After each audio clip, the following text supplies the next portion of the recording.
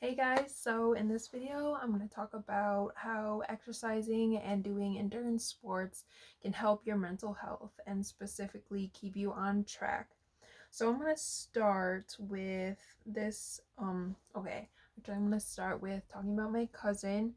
He also has or had bipolar disorder like me, but actually 3 years ago he got bitten by a rattlesnake and passed away. And that, honestly, I felt like close to him in a way. We didn't talk that much because I have a lot of cousins and he's a lot older than me, but I felt like connected to him in a way because he went through some of the same things that I'm going through now, and I wish I could have asked him more about how he did it and everything. But yeah, and he was really successful in the end. I feel like he figured out how to take care of everything with himself, and he wrote this blog.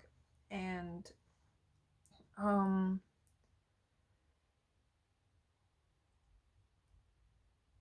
yeah, I'm gonna read some of it.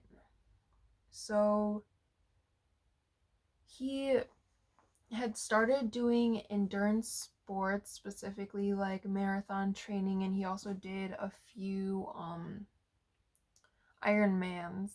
And he said at the end of this little blurb about how endurance sports saved his life. He said the top 10 reasons why endurance sports saved his life are time management, because it takes a lot of time to train and you have to balance it out with everything else you want to do. Sleep schedule.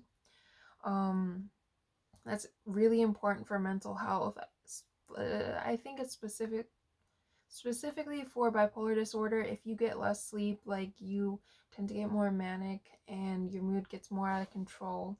So yeah, sleep schedule is important. And I think endurance sports would help because you need to have that energy to train, so you have more motivation to stay on top of a sleep schedule.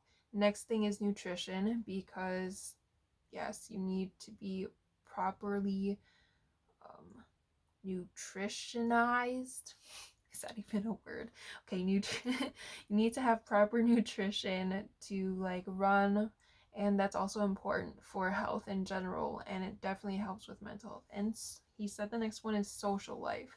So when you're running with other people, you can build relationships with them, and it definitely helps with mental health because talking to other people and having people around you and talking to them, like it helps relieve some stress, which is the next thing, stress relief.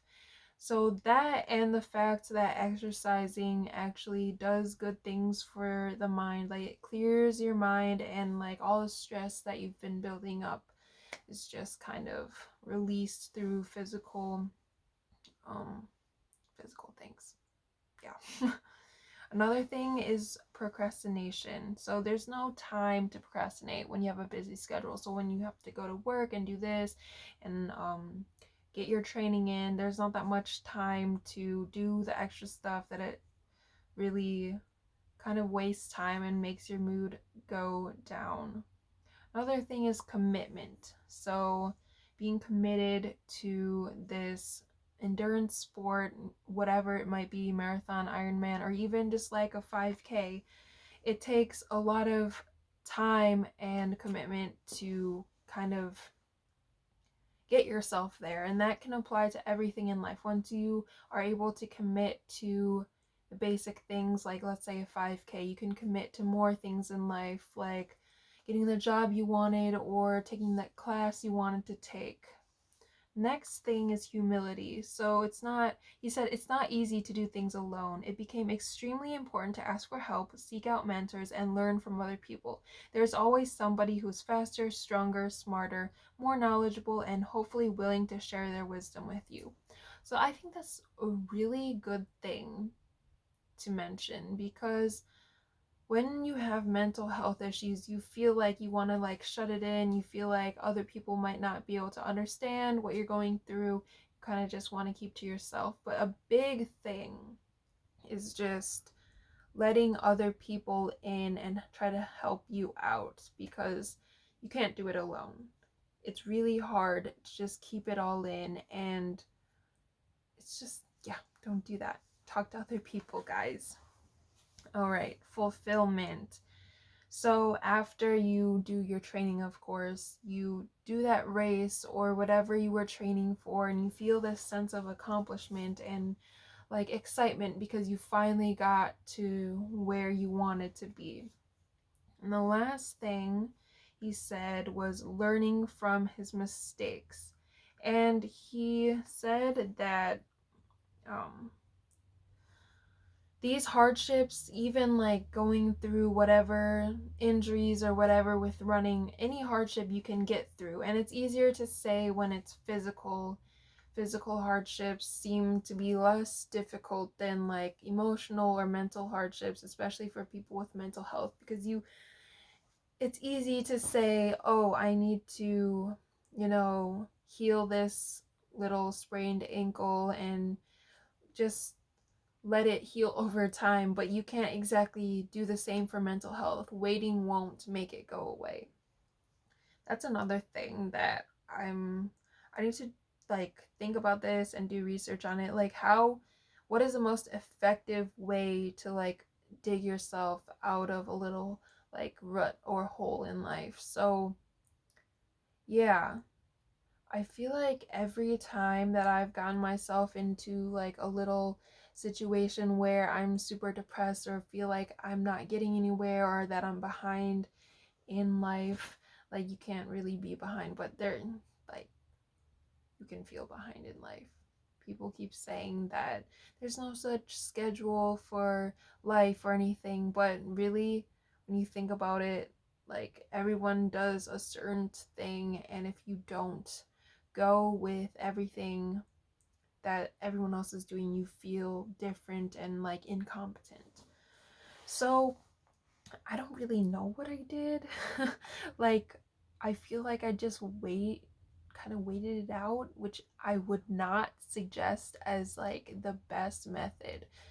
I haven't figured it out. I'm sure many other people are looking for the same answer, so I'm gonna do my best to try to find one of those, the best way to get through depression or any of that stuff. Like, it can't just be like thinking differently. You have to like do stuff, and it's just, yeah, how is that done? I don't know. If you guys have tips, let me know. So this was, yeah, my video on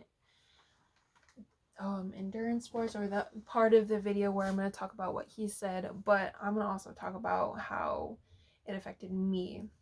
So I would say that I have been running for a long time. I started doing running team. I've been on a running team for many years. I did it since 7th grade, actually. I did do it until senior year, and then I did a club when I was at U of I, and then I tried to do cross country at community college. So yes, and I don't know, I don't want to say that I'm like a runner, because I don't really like to run, funnily enough. Funnily enough. Um, yeah, I wouldn't be like, oh yeah, I'm gonna go and run. This is great. Like, it kind of takes like this certain motivation and like again, commitment.